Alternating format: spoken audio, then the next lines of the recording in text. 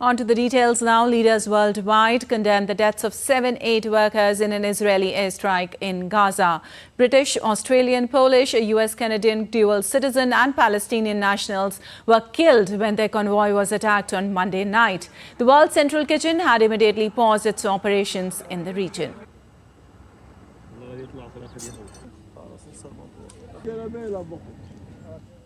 And the White House said it was outraged by an Israeli airstrike in Gaza that killed 7 people working for World Central Kitchen. U.S. National Security Council Coordinator for Strategic Communications John Kirby said that President Joe Biden called the charity aid group's founder to share his condolences. We were outraged to learn of an IDF strike that killed a number of civilian humanitarian workers yesterday from the World Central Kitchen, which has been relentless in working to get food to those who are hungry in Gaza and, quite frankly, around the world. We send our deepest condolences to their families and loved ones. We expect a broader investigation to be conducted and to be done so in a swift and comprehensive manner. We hope that those findings will be made public and that there is appropriate accountability held. Australian Prime Minister Anthony Albanese said on Wednesday his country was outraged by the completely unacceptable death of an Australian aid worker in Gaza from an Israeli airstrike. Albanese said he spoke with his Israeli counterpart Benjamin Netanyahu and conveyed Australia's anger and concern at the death of aid worker Zomi Francom. I spoke with Prime Minister Netanyahu this morning with a phone call that was organised overnight.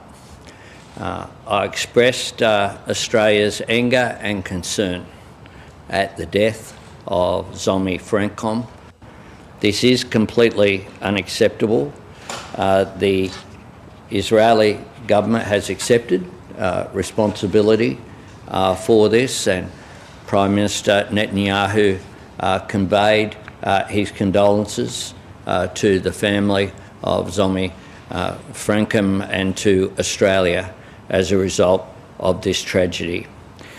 Well, Britain on Tuesday summoned the Israeli ambassador with the deaths of aid workers in Gaza. Foreign Secretary David Cameron posted on social media platform X that he had spoken with his Israeli counterpart Israel Katz to underline that the deaths were completely unacceptable. He added Israel must urgently explain how this happened and make major changes to ensure safety of aid workers on the ground.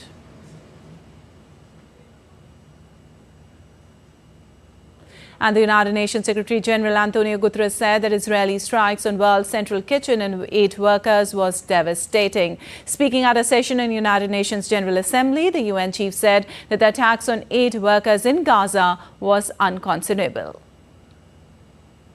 The devastating Israeli airstrikes that killed World Central Kitchen personnel yesterday bring the number of aid workers killed in this conflict to 196, including more than 175 members of our own UN staff. This is unconscionable, but it is an inevitable result of the way the war is being conducted.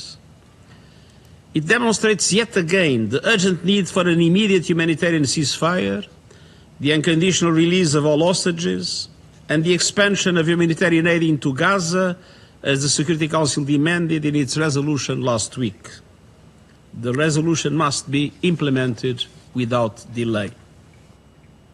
Well, United Nations spokesperson Stephen Dujarric said that the killing of 7 World Control Kitchen aid workers in Gaza is the inevitable result of the conflict. He said the UN yet again calls for an immediate humanitarian ceasefire in the 6-month-long conflict between Israel and Hamas. The message is let humanitarian workers do their job. Right? They need to be able to do it in safety. We've seen the statements come out of Israel saying that there's an investigation going on. It will be made public. We very much look forward to that.